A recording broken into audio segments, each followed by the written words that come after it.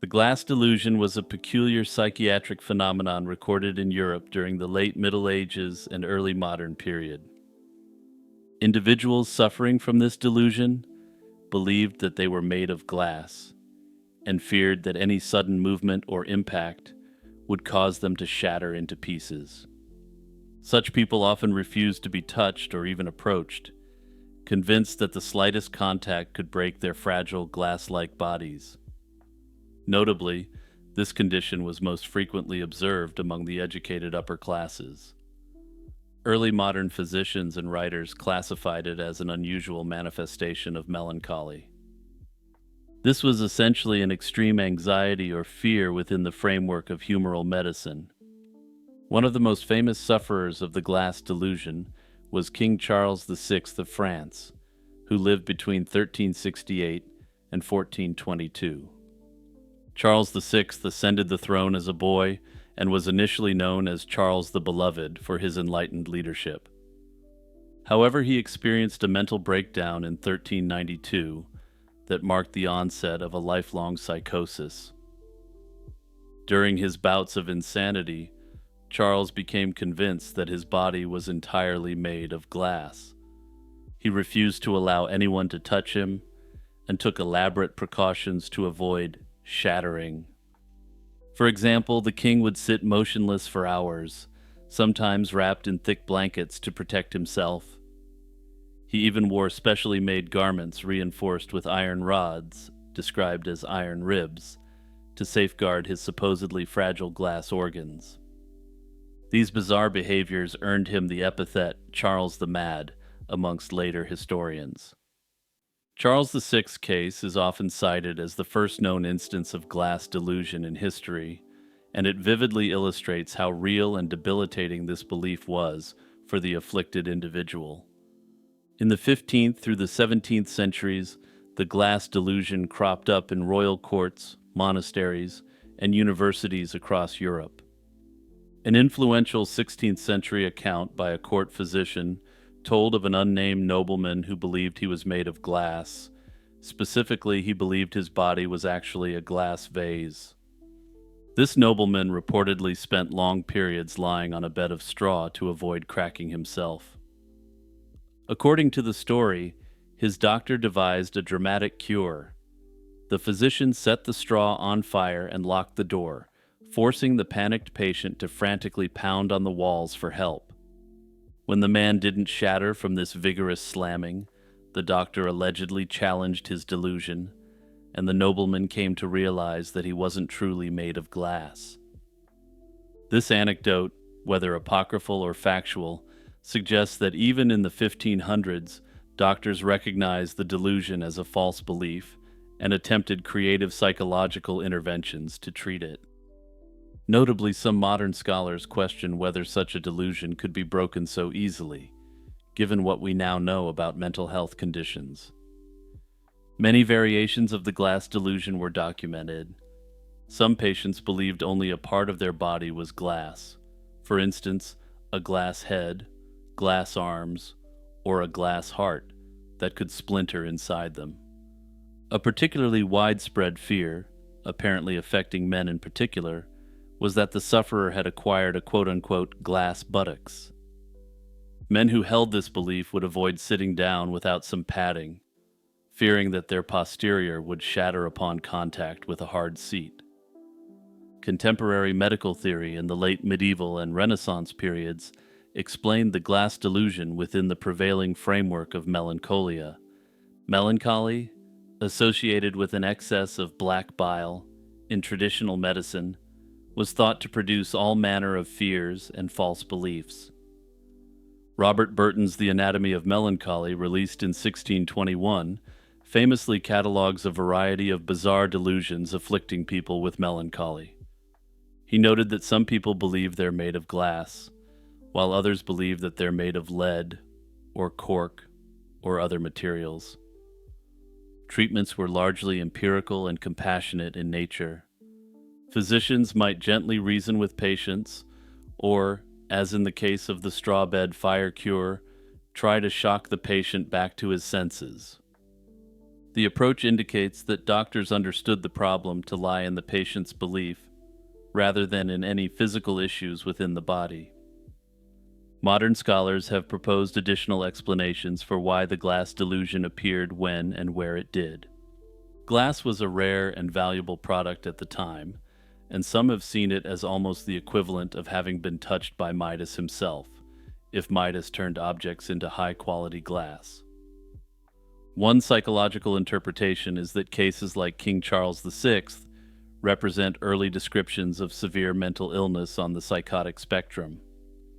Retrospective diagnosis is speculative, but some historians and psychiatrists have suggested that Charles VI's condition might be described today as schizophrenia or schizoaffective disorder. Indeed, chronic schizophrenia often involves false beliefs about one's body, and the glass delusion could be seen as a culturally shaped version of that clinical phenomenon. Notably, the glass delusion was both time-bound and culture-bound. By the late 17th century, cases of glass delusion had all but disappeared, with only a few cases reported throughout the entirety of the 20th century. Hyperborea was a legendary land in Greek mythology, imagined to lie far to the north beyond the reach of the cold north wind, or Boreas. In ancient tales, it was depicted as an idyllic realm of eternal spring, abundant harvests, and perpetual sunshine. Hyperborea was said to be inhabited by a blessed people called the Hyperboreans, who worshipped the god Apollo. The Greeks believed this land was so remote that only heroes or favored mortals could reach it, making Hyperborea a symbol of an unreachable northern paradise in their literature. One of the earliest references to Hyperborea appears in a fragment of Hesiod's Catalogue of Women from the 8th century BC. By the 5th century BC, the poet Pindar provided a vivid description of this land. In his Pythian odes, Pindar wrote that Apollo spends the winter among the Hyperboreans, and he portrayed their country as a utopia. He described it as a place where people never get sick or old, and never have to engage in heavy labor or fight. In another ode, Pindar describes the hero Heracles traveling to Hyperborea, chasing a doe, a deer, a female deer, beyond the Danube. The historian Herodotus, who lived in the 5th century BC, provided the earliest surviving prose account of the Hyperboreans. Herodotus reported that the Hyperboreans lived beyond the nomadic tribes of the far north. He recounted a tradition that offerings from the Hyperboreans were passed from one northern tribe to the next, until they eventually reached the Greek temple of Apollo on Delos. Despite recording these legends, Herodotus expressed skepticism about the literal existence of Hyperborea.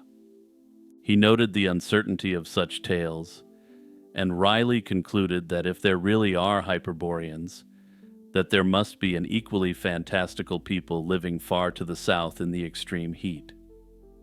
Herodotus, in essence, thus treated Hyperborea as a curious hearsay from earlier poets of bygone days, one that he was willing to document but not fully endorse as factual. And this is, of course, one of the reasons why Herodotus has been widely accepted as the father of historical inquiry. In the late 4th century BC, the Greek writer Hecataeus of Abdera compiled a comprehensive work on the Hyperboreans, synthesizing the various legends circulating by that time. Although Hecataeus's treatise on the Hyperboreans is lost, portions survive through later authors like Diodorus Siculus.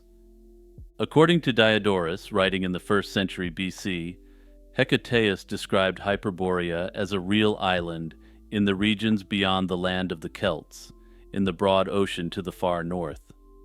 This island was said to be no smaller than Sicily, extremely fertile with a mild climate that yielded 2 harvests per year. Hecataeus linked Hyperborea closely with Apollo's worship. He wrote that the god's mother Leto was born on this island, and that the Hyperboreans honored Apollo above all other gods. The island supposedly housed a magnificent circular temple of Apollo adorned with many offerings, and its inhabitants, acting as the god's priests, continuously sang and played lyres. Some scholars believe this description was an early attempt to identify Hyperborea with a specific place. For instance, the large island beyond Gaul could correspond to Britain, especially given the references to a circular temple which later writers even compared to Stonehenge. The British Isles are extremely fertile, and the climate is mild, especially relative to where it is geographically. Whether or not Hecataeus literally meant Britain, his portrayal treated Hyperborea as a tangible northern land, blending myth with geographic speculation. Writers of the Roman era continued to refer to Hyperborea, often echoing earlier Greek notions. Roman poets and scholars used Hyperborean as a byword for the extreme north, or an idealized faraway people. For example, the poet Virgil and the statesman Cicero both alluded to the Hyperboreans when speaking of an exceedingly remote, blissful place. Pliny the Elder, in his Natural History, from the 1st century AD, mentions the Hyperboreans as a people living far to the north, allegedly reaching ages of up to 1,000 years. As knowledge of the world expanded, later writers tried to reconcile the Hyperborea legend with real geography. In the 2nd century AD, writers attempted to tie the Ural Mountains in what is now Russia to the legend, and various steppe peoples, such as the Scythians, were roped into the legend. Modern scholarship generally views Hyperborea as a blend of myth and limited ancient knowledge of northern lands. Historians note that Greek contact with peoples north of the Black Sea and along the Danube in the early Iron Age may have inspired elements of the Hyperborean legend. Amber trade routes from the Baltic and reports of strange lands of midnight sun likely filtered down to the Mediterranean, seeding the idea of a far-off land where the sun barely sets. The legend that the sun rose and set only once a year in Hyperborea has invited comparisons to the Arctic Circle, where polar day and night each last 6 months. Mainstream historians tend to conclude that Hyperborea was not a specific place, but rather a symbolic composite. It was a reflection of Greek encounters with distant tribes, combined with imagination about lands of perpetual light and plenty beyond the north wind. That said, personally, I'm partial to the theory that it may have described the British Isles, even if this theory isn't widely accepted. Hey everyone, it's Jimmy here, just taking a quick moment to remind you to share this video with 2 of your friends or family members. Your sharing this video allows me to spend more time producing content for you, and the best part is, it doesn't cost you a thing. In March 1898, the British Empire began constructing a railway bridge over the Tsavo River in present-day Kenya, a project meant to connect Uganda's interior to the Indian Ocean. What should have been a straightforward engineering feat, however, devolved into a 9-month nightmare when 2 male lions began systematically hunting and devouring the workers. Dubbed the Tsavo man-eaters, these lions became infamous for their boldness, intelligence, and unprecedented focus on humans as prey. Their story, an ecological mystery, remains one of the most chilling examples of human-wildlife conflict. The Tsavo region, a sprawling wilderness of thorny scrubland and rocky outcrops, was, and still is, a harsh ecosystem teeming with wildlife. For the British, building the Uganda Railway through this terrain was a strategic move to consolidate economic and political control over East Africa. Thousands of Indian laborers and local African workers were recruited for the project, which required backbreaking labor under extreme conditions. The railway's progress, however, came to an abrupt halt in late 1898, when the lions began their attacks. Workers initially dismissed the disappearances, blaming them on desertions, or the much more routine crocodile attacks they'd become accustomed to.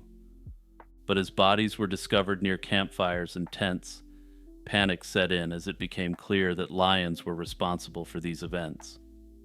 The lions, unlike typical predators, showed no fear of humans. They tore through flimsy barriers, dragged victims from tents, and even prowled the workers' campsites in daylight. By December 1898, the death toll had risen so sharply that construction halted entirely. Workers fled, and the project's chief engineer, Lieutenant Colonel John Henry Patterson, found himself tasked with not just a building project, but stopping these beasts. Patterson, an experienced big game hunter, initially underestimated the lions. He set traps and ambushes, but the lions seemed to evade them with eerie precision. In his memoir, The Man-Eaters of Tsavo, he described their, quote, uncanny shrewdness and almost supernatural ability to avoid danger. The attacks were gruesomely methodical. The lions rarely ate their victims entirely, often abandoning half-eaten bodies near the camp, a behavior that fueled speculation about their motives. Some workers believed the lions were evil spirits or creatures summoned by powerful magicians employed by tribes who opposed the railway. Patterson, however, recognized the predators were likely driven by opportunity. With the railway disrupting their habitat and traditional prey diminished by drought or disease, humans, largely unarmed and concentrated in camps, became easy targets. After numerous failed attempts, Patterson eliminated the first lion on December 9, 1898, and the second 3 weeks later. He recounted that the first lion measured nearly 9 feet long and required 8 shots to bring down. The second, shot after a tense pursuit, was similarly massive. Their manelessness, a common trait among Tsavo lions, added to their somewhat disturbing appearance. The exact number of victims of these creatures remains debated. Patterson claimed 135 deaths, but modern scholars suggest a more conservative estimate of 35. This discrepancy might stem from Patterson exaggerating for dramatic effect or conflating lion-related deaths with those from other causes. Regardless, the attacks were unprecedented in scale. And of course, the other mystery at play here is, why did these lions target humans? One theory, which I very briefly mentioned previously, points to environmental stress. The 1890s saw severe droughts and a rinderpest epidemic that decimated buffalo and other prey. With natural food sources scarce, the lions may have turned to humans as a readily available alternative. Another popular theory is based on dental evidence. One lion had a broken canine and an abscess, which would have made hunting large, struggling prey painful. We humans aren't known for our thick hides, which leaves us comparatively defenseless, even to a lion in need of serious dental intervention. Another factor that can't be overlooked was the railway itself. The construction disrupted the lions' territory, forcing them into closer contact with humans.